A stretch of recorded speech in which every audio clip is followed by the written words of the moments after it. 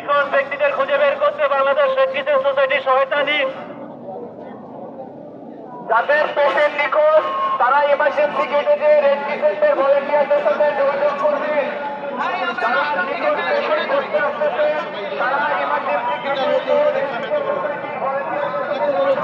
আসতে আসতে আমার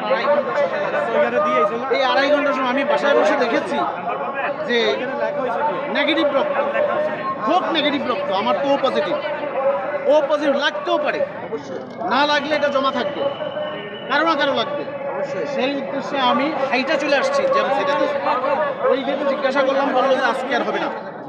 আবারও চেষ্টা করলাম, দেখলাম কোথাও না কোথাও আমি নাম লেখাইতে পারি কিনা।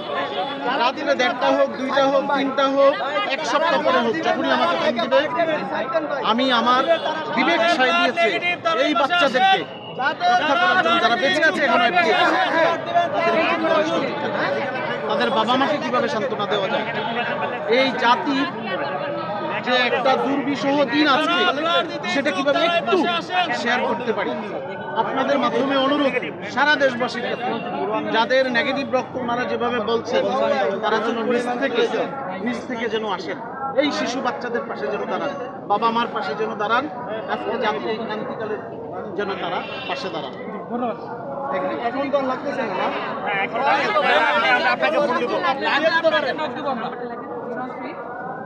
আপনার নাম কি? আমার নাম রেদওয়ান সিদ্দিকী। আপনি কোথা থেকে এসেছেন? আমি মিরপুর থেকে আসছি। আপনার রক্তের গ্রুপ কি? আমার রক্তের গ্রুপ হলো ও নেগেটিভ। আপনি ছুটে চলে এসেছেন রক্ত দেওয়ার জন্য? আমি আসলে ডিউটিতে ছিলাম, আমি ডিউটি থেকে ছুটি নিয়ে চলে আসছি যে এখানে যদি আমার কোনো ভাইয়ের ও নেগেটিভ রক্ত লাগে এটা দিয়ে জন্য আমি সেই ভাইকে আমি বাঁচাইতে পারি, এই উদ্দেশ্যে আমার আসা। শুধু দর্শক, আমরা দেখতে পাচ্ছি বার্ন ইউনিটের সামনে হাজার হাজার মানুষ ছুটে এসেছে। রক্তের প্রয়োজন, কার কি রক্ত লাগবে প্রত্যেকে রক্ত দেওয়ার জন্য এখানে ছুটে এসেছে। এবং আমরা দেখতে পাচ্ছি এখানে রেড ক্রিসেন্ট সোসাইটি সহ বিভিন্ন স্বেচ্ছাসেবক গ্রুপ এখানে এসেছেন, প্রত্যেকেই সহযোগিতা করছেন। কার কোন রক্ত লাগবে, কখন কোন রক্ত দিতে হবে আমরা দেখতে পাচ্ছি। বার্ন ইউনিটের সামনের যে দৃশ্যটি সেটাই আমি দেখিয়ে যাচ্ছি।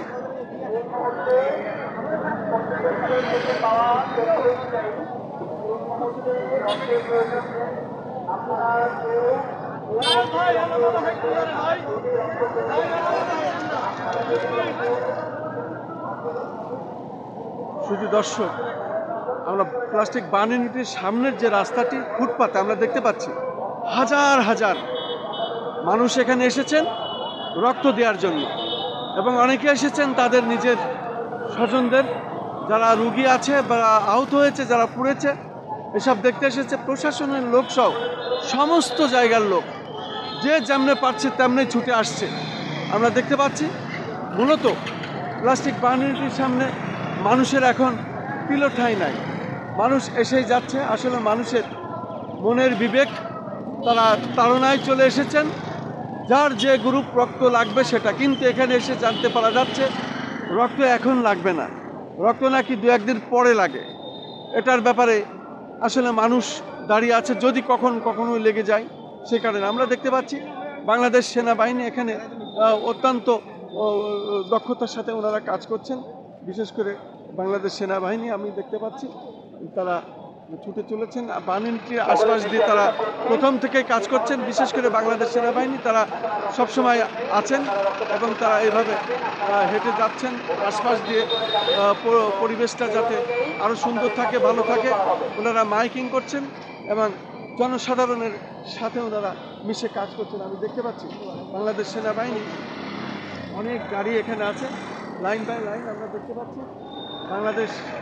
বাংলাদেশ সেনাবাহিনী তারা এখানে মূলত যাতে কোনো রকম কোনো সমস্যা না হয় সে বিষয়ে ওনারা কাজ করছেন, আমরা দেখতে পাচ্ছি।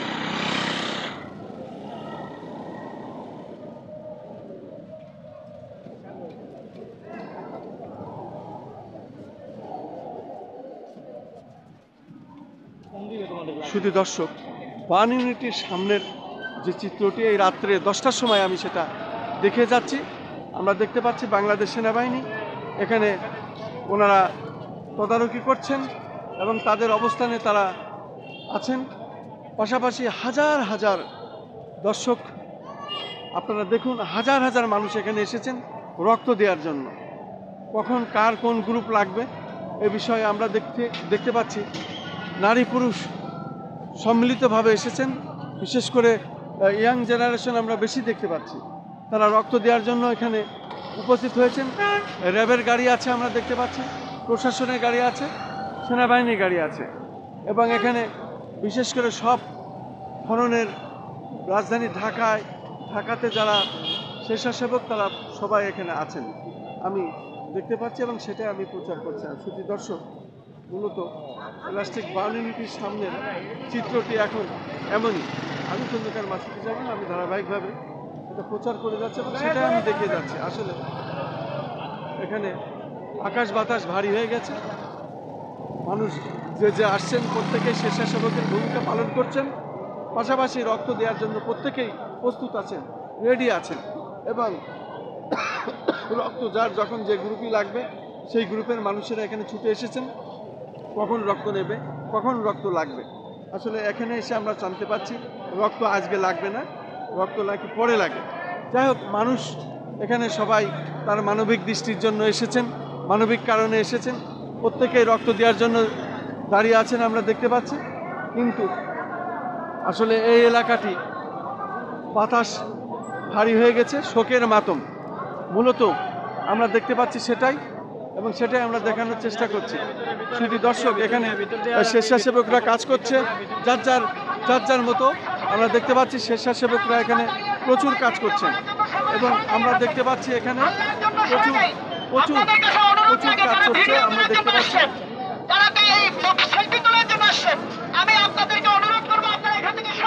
আমরা দেখতে পাচ্ছি প্রশাসনের লোকজন আছেন, প্রশাসনের লোকজন বিশেষ করে পুলিশ, সেনাবাহিনী, র্যাব প্রত্যেকেই এখানে আছেন, এবং এখানে স্বেচ্ছাসেবক বাহিনীও আছেন, তারাও কাজ করছেন, এবং প্রত্যেকেই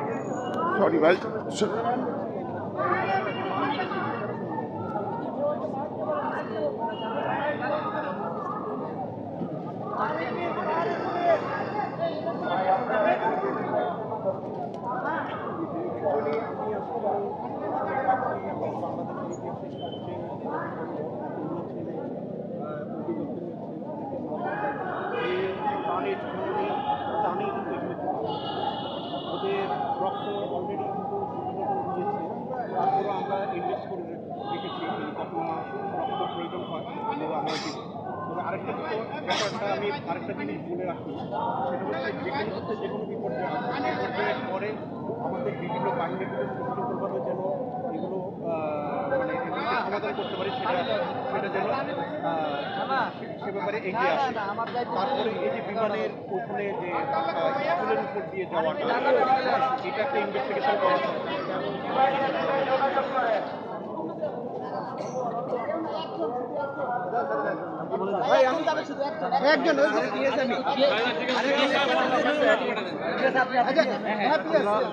দেখতে পারলাম সাবেক স্বরাষ্ট্রমন্ত্রী লুৎফুজ্জামান বাবর এই মাত্র হাসপাতালের মধ্যে, এবং নিজেদের দেখতে যাচ্ছেন। আমি দেখতে পারলাম এই মাত্র সাবেক স্বরাষ্ট্রমন্ত্রী লুৎফুজ্জামান বাবর প্লাস্টিক বার্ন ইউনিটে এই মাত্র ঢুকলেন, এবং আমরা বেশিরভাগই দেখতে পাচ্ছি এখানে ইয়াং জেনারেশন, এবং প্রত্যেকে এখানে এসেছেন রক্ত দেওয়ার জন্য, এবং রক্ত দেওয়ার জন্য প্রত্যেকে এখানে রেডি আছেন।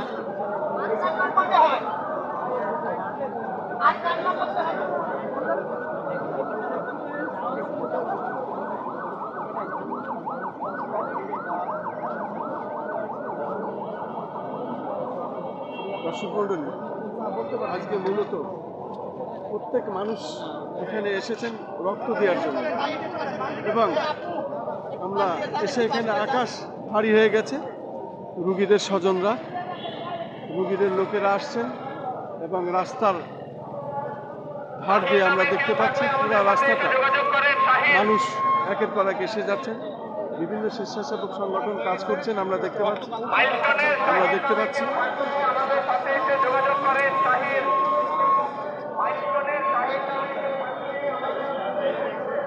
দর্শক, মূলত এই প্লাস্টিক বার্ন ইউনিটির সামনে এখন আকাশ বাতাস আসলে ভারী হয়ে গেছে, মূলত শোকের মাতম। আমরা দেখতে পাচ্ছি বেশিরভাগ মানুষ এখানে এসেছেন রক্ত দেওয়ার জন্য, যদি ব্লাড লাগে, রক্ত লাগে, তার জন্য প্রত্যেকে এখানে এসেছেন যার যার বিবেক থেকে। কিন্তু মানুষ এখানে এসে অনেকেই রক্ত দিতে পারছেন না, কারণ রক্ত নাকি আজকে লাগে না। আমরা দেখতে পাচ্ছি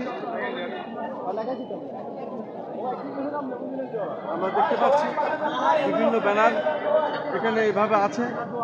আমরা এখানে দেখতে পাচ্ছি জাতীয় যুব শক্তি হেলথ ডেস্ক, আমরা আরও দেখতে পাচ্ছি হেলথ ডেস্ক উত্তরা বিমান ট্র্যাজেডিতে দ্রুত সহায়তায় পাশে আছে এনসিপি। আমরা দেখতে পাচ্ছি কুইক রেসপন্স টিম, জাতীয় নাগরিক পার্টি, এনসিপি ঢাকা মহানগর দক্ষিণ, তারা এখানে বসেছে এবং রক্ত সহ বিভিন্ন ধরনের সহযোগিতার জন্য তারা এখানে রেডি আছে। আমরা দেখতে পাচ্ছি শুধু দর্শক মূলত বিভিন্ন স্বেচ্ছাসেবক সংগঠন এখানে আছে। আমরা দেখতে পাচ্ছি কিছুক্ষণ আগে ইন্তেকাল করেছেন।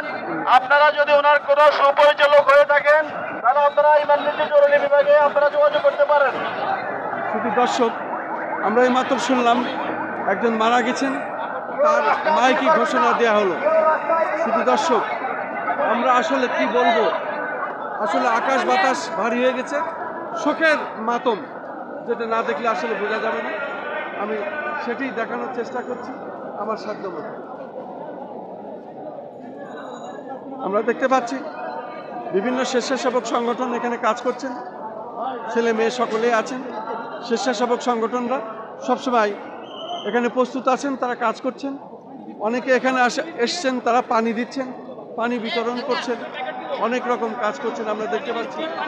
শুধু দর্শক, আমরা দেখতে পাচ্ছি পানি, বিস্কুট এসব বিতরণ করছে না, আমরা দেখতে পাচ্ছি। শুধু দর্শক ছুটে এসেছেন, তারা পানি বিস্কুট দিচ্ছেন।